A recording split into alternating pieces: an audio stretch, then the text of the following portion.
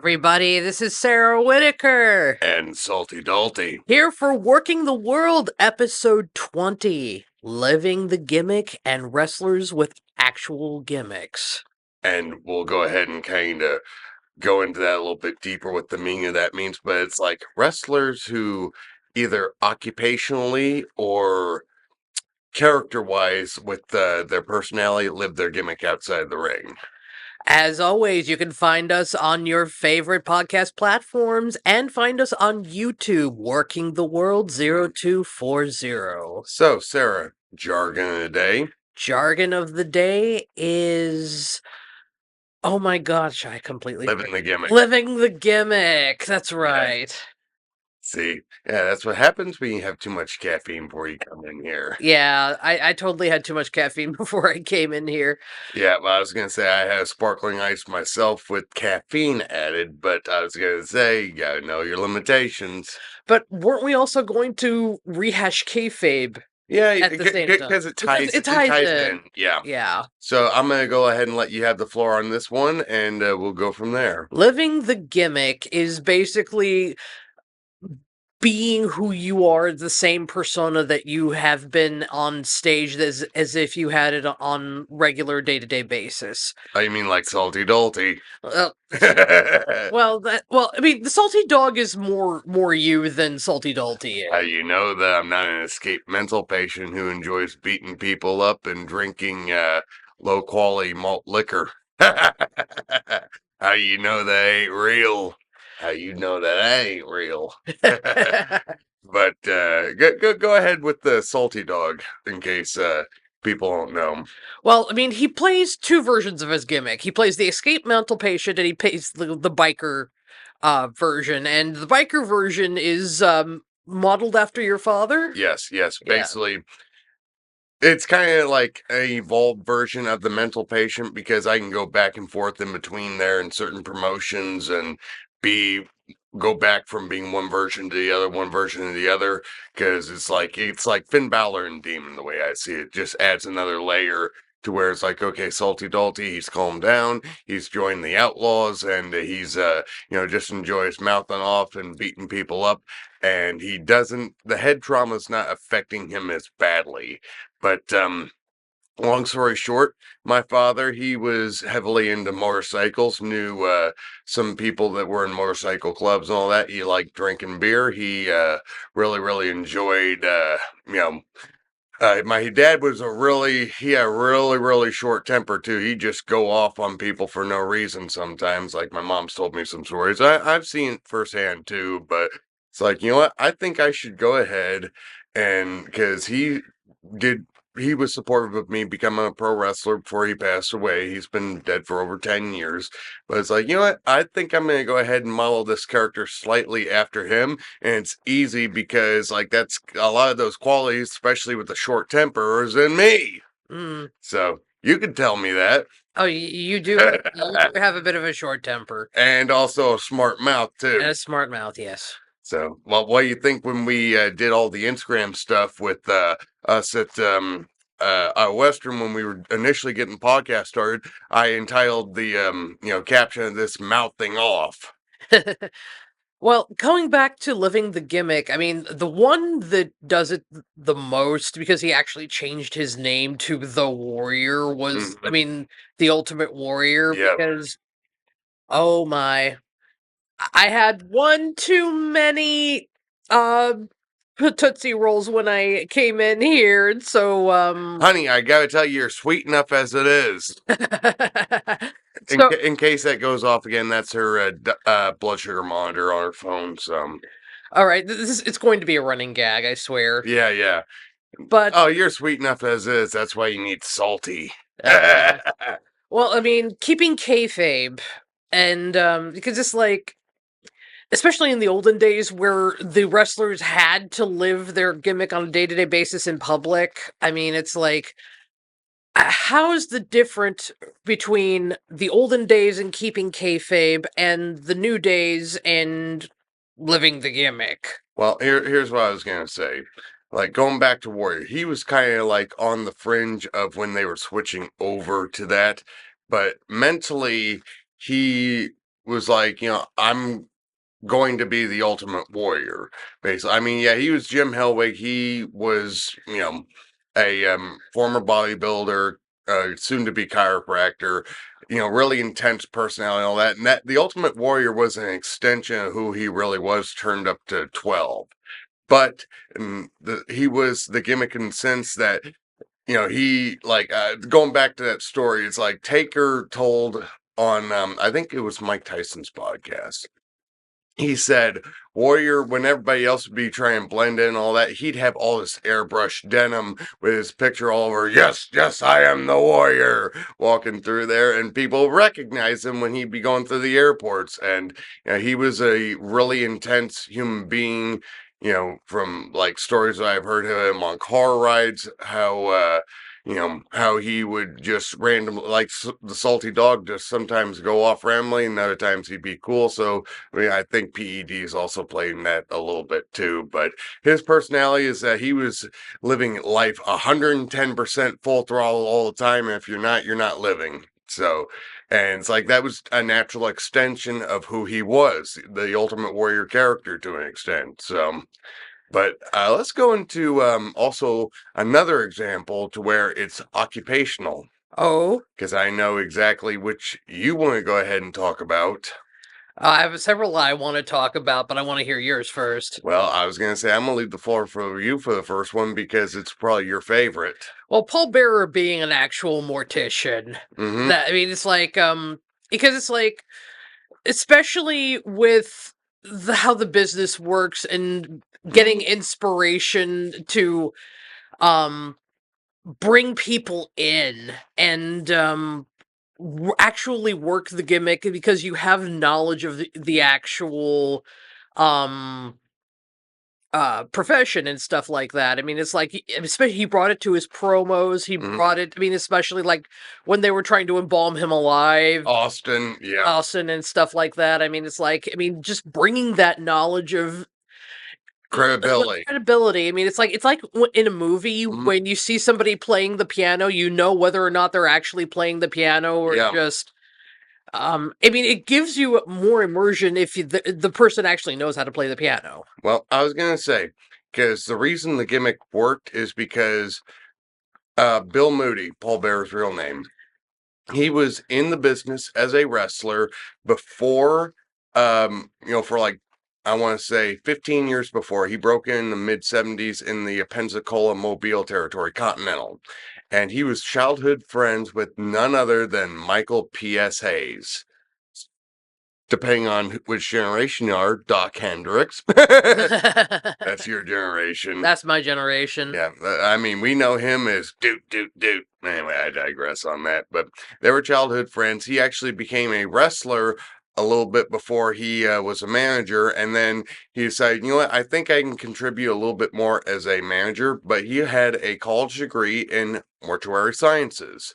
Can't tell you which college off the top of my head, but he went and did wrestling for years and years and years as Percy Pringle the Third, and he kind of modeled himself after Bobby the Brain Heenan, who was his favorite manager and a lot of people's favorite manager at Mm. that time.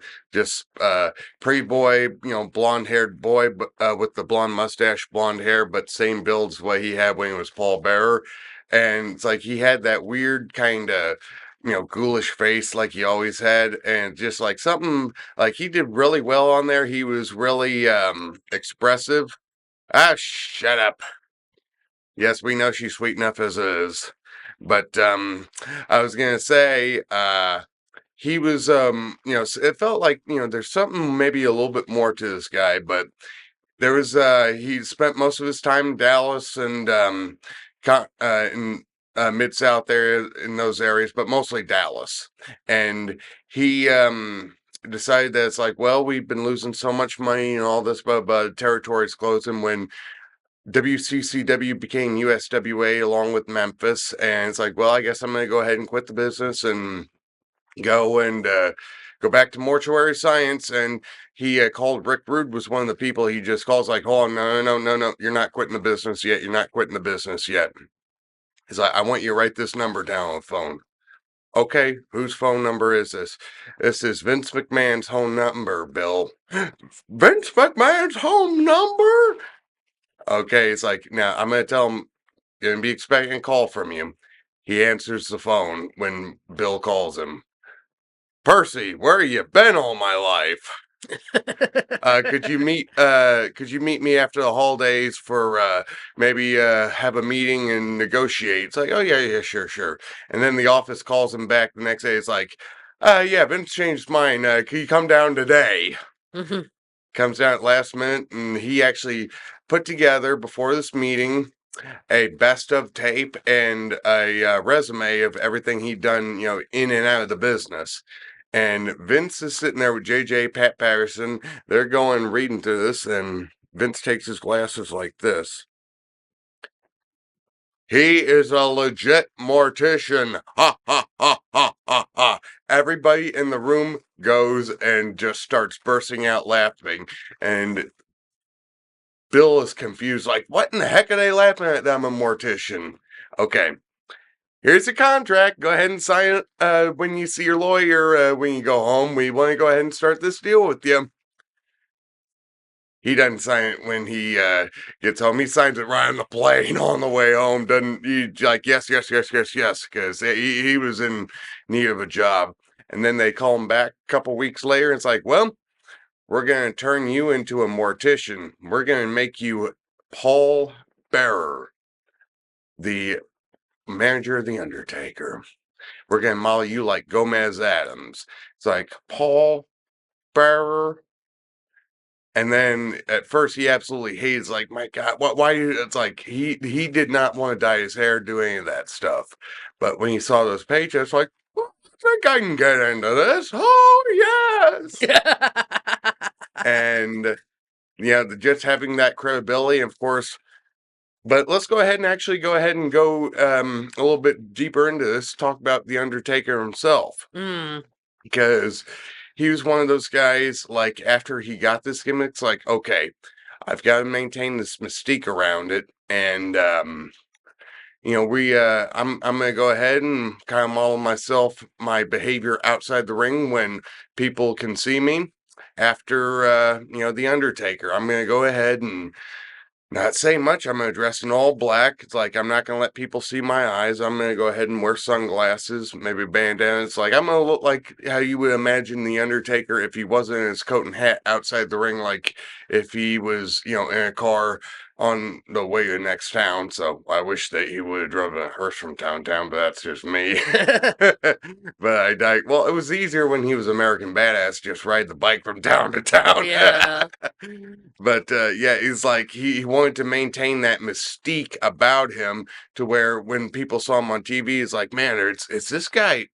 Like, is he really, like, he might not be dead, but is he really this messed up in the head? Or like, is there something like voodoo occult with him? What's going on with him? So, but I think he's a perfect example of, like, living your gimmick on the outside of the ring, but not necessarily taking it too far. Mostly in a healthy way, Yes.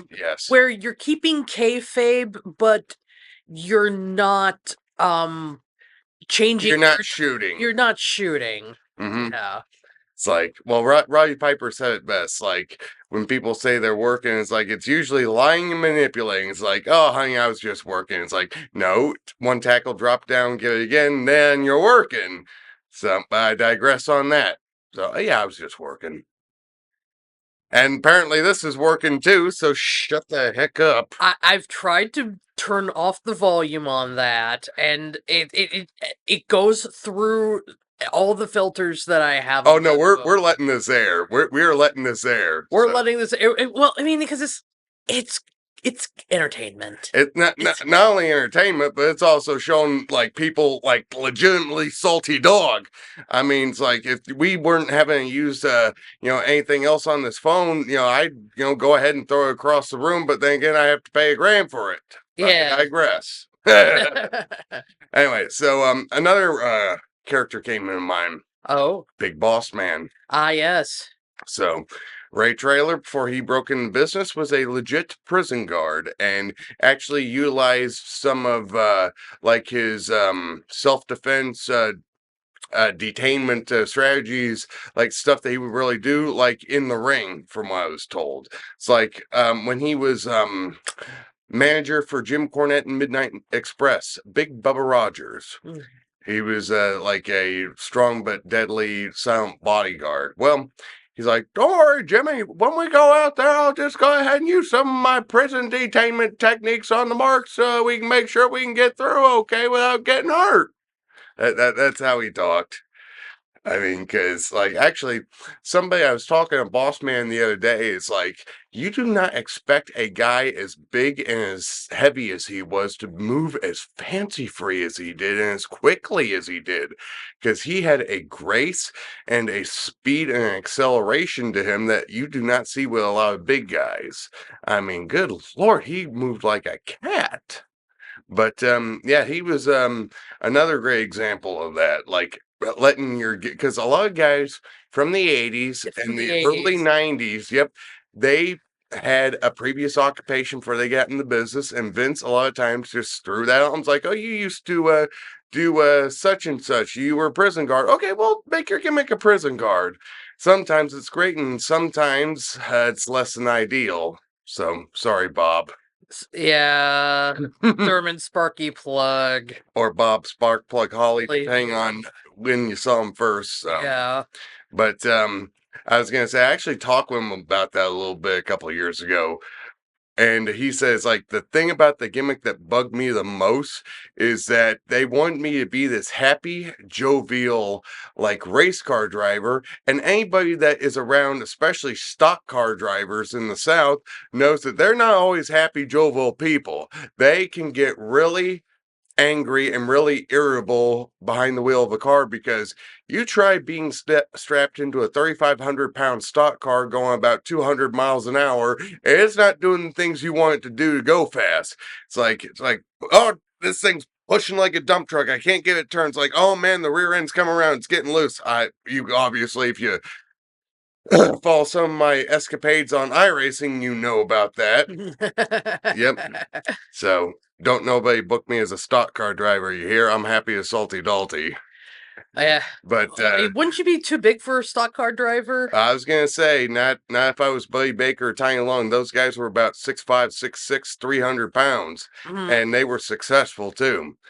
Well, then again, Baker just broke about every almost every other race car that he drove, and they won half the time. So, but I digress. Rest in peace, Buddy Baker. But yeah, there have been some big guys that have been stock car drivers too. Oh, okay. Yeah, yeah, because Buddy Baker was, like I said, 6'6", 250, something like that. And Tiny Lum was like about 270, 300, somewhere in there.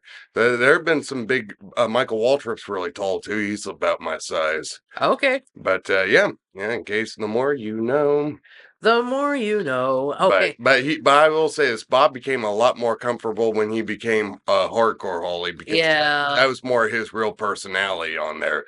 Like Bob's a very tough-minded Southern boy who doesn't take no crap from nobody. So some people like that attitude and buy into it. Some people don't. So I mean, I always got along good with Bob. So, Hmm. but I digress.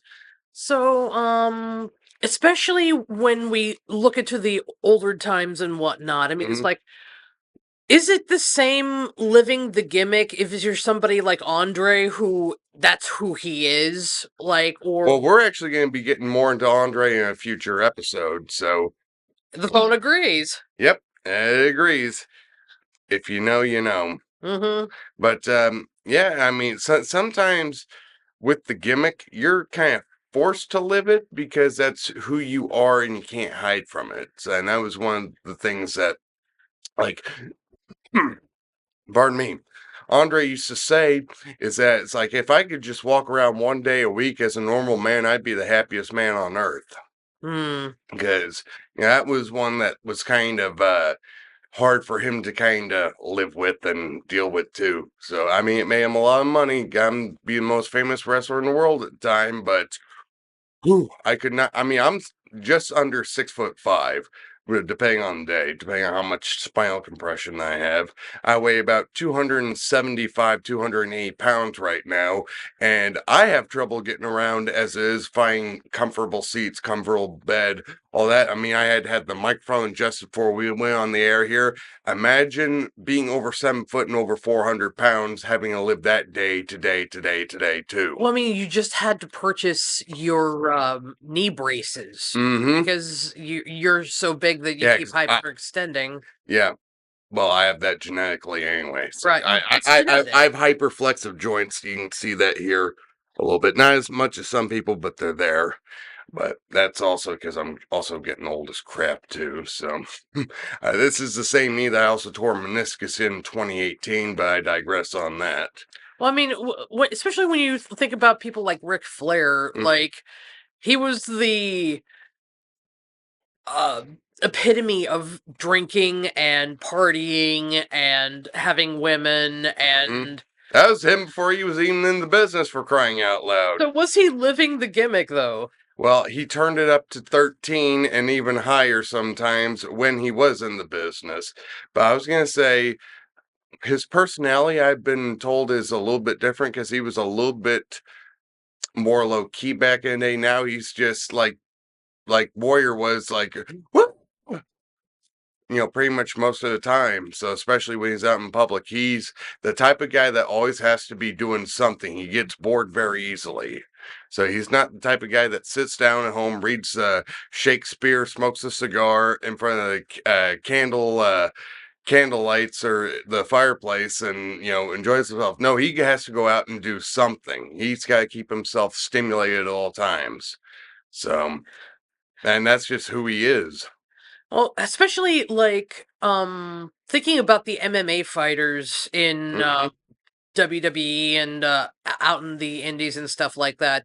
Would you say that's also limiting the gimmick, like Dan the Beast Severn or Ken Shamrock Or Brock Lesnar. or Brock Lesnar? Yep, yeah. I mean, you could make a case for that because of their previous sports background. I mean, Kurt Angle, like his gimmick is that he was an Olympic gold medal wrestler, and also who didn't mind making a fool of himself from time to time. But yeah, I was gonna say it's like you could make a case for that because their gimmick is, what they're actually doing between the ropes is, doing like shoot takeovers, shoot suplexes, stuff like that, putting shoot holds while I'm working them. But is you could make a case for it, but I because usually when people think gimmicks, they think something outside of the pro wrestling industry that's being brought into it. Hmm. So you could make a case for it.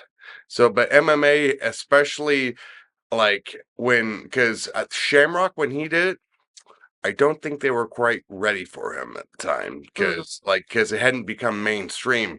But when Brock went and did and became UFC champion, and then went and came back in the MMA shorts, all that, oh my God, it's like it made him like it gave him a second half to his career even better than the first half. So, I Hmm. mean, you could make a case for that easily. So, pardon me, I'm a little bit plugged up today. Pardon if I sound like a little bit nasally today. It's okay. It's okay. But Alrighty. So, what other gimmicks that came to life when they performed it? Like uh I mean Bob Backlund. mhm. I mean it's like Well, he tried running for I think U.S. Senate or U.S. Congress in Connecticut because he did the whole Mr. Backlund gimmick when he came back in the 90s after being a big star for Vince Senior, and I mean his gimmick was kind of like the first anti-villain in a way. Yeah, the yes, phone the a phone creeps. quiz. Anti-villain, where it's like you're being good, being bad by being good. So it's like, oh, the old self-righteous politician. That's kind of what he became, and he legit tried to run for office in 2000, I believe. In it was Connecticut. I remember that because that's where he was living at the time. But actually, did we mention that in the previous podcast, Politics and Pro Wrestling? We possibly did. We possibly did. Yeah. I don't remember.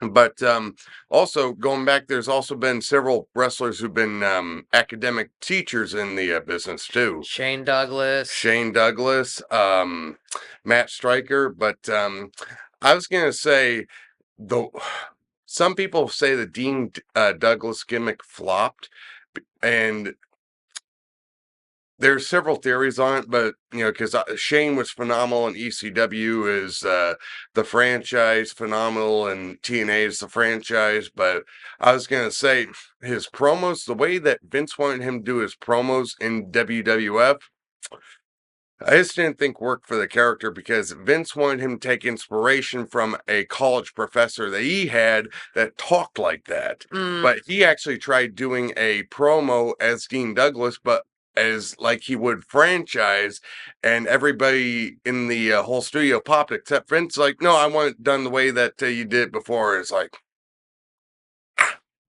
pulling teeth. But somebody who did the teacher gimmick, I think absolutely perfect though, was Matt Stryker. And especially when they put him on commentary, that's why like he was good in the ring, but he really shined on the mic in the commentary. So I mean, Christ, he even called Shawn Michaels last his retirement match at WrestleMania 26 and had like a scientific element like Mike Tenay in a way. But I Sweet. digress on that. So, but any more gimmicks that come to mind? I'd like to delve into the indie circuit to see if there's anybody that Salty Dalty. other than Salty Dalty that does that, because I feel like it's a bit of a lost art because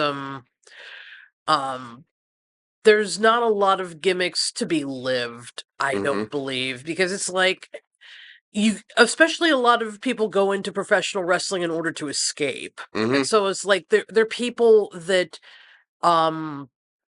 they're living out their fantasies is what they want to be in the ring, and like getting all the accolades and the women, the money, the miles, see who can drink the most beer. Right. Well, I already got one woman. I know I can probably outdrink most of the people around here, but I digress on that. So, I mean, can you think of any indie wrestlers right now that are living the gimmick? Well, I tell you one that comes to mind. No, it's not. It's not Salty Dalty, but I was gonna say, best one that comes to mind is Red Wing. Red Wing, because he is a legit drug-free power lifter who set like God, I know his total's over 2,000. So because like I know he's done over a 500 bench. Like I've seen him do like a 700 squat on his Instagram. Done like a 650, 700 pound deadlift. It's been a minute. So the reason I mention Red Wing a lot on the podcast because I actually would love to get him on here at some point, but he actually was my first ever match that I ever had. So it was me and that, purple Oompa Loompa that I can't escape from against him in a handicap match over at Magnum, the last show that they ever had at the Eagles Club, that little itsy bitsy teeny weeny bar in Council Bluffs with a low ceiling and a low boy ring. Fun times. But I was gonna say is like I'm starting to see a house over your head, and I thought it was gonna be the A in the YMCA, but it looks like we have to go home today. That's right, we have to go home, and I forgot to give you my pen. Yeah, don't Okay, worry. what are you dropping this time? Yeah, Okay, dropping the hammer. drop. Alrighty, you can find us on your favorite podcast platforms and on YouTube, Working the World 0240. And of course, shoot the hap, and don't forget to trail break through the corner, then beat the throttle. And I'm And turn off your diabetic monitor next time, for crying out loud. Stay classy and shoot the have. Take her easy.